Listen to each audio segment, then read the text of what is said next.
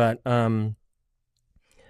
he said the reason he hired me was because of the graffiti art. No Yeah. way. He's like, yeah, I saw your portfolio. Yeah, you could copy stuff. You could copy a picture of Bruce Lee, and you could copy a landscape or whatever. But your graffiti is where I saw the creativity. Yeah, like the originality. Yeah, because that was the whole thing with graffiti. Was very competitive with my friends and I, my crew, and we were always trying to outdo each other with the weirder, crazier idea.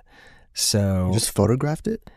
Yeah, I photographed it, and I also did like T-shirts and flyers that were, kind of graffiti. I used to do a lot of party flyers. Wow. So even in college, when I was an econ major, whenever there were like house parties, I would do this like, hip hop graffiti kind of party flyer. Did you submit those to the application too? I think I did include a few of those. Wow. Yeah. So like your there were some cool drawings in there. So your flyers, even the shirts you submitted? Yeah, probably a few. Like photos of the shirts? Yeah, photos of the shirts, and then photos of the murals on the walls. Photos of the murals. Yeah. So that all was stuck in at the end of it, and thank God I did that. Originality, man. Yeah.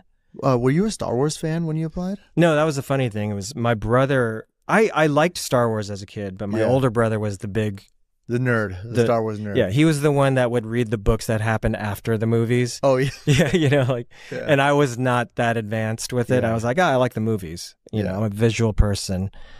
I'm not going to read the books about what happened to them after. Yeah.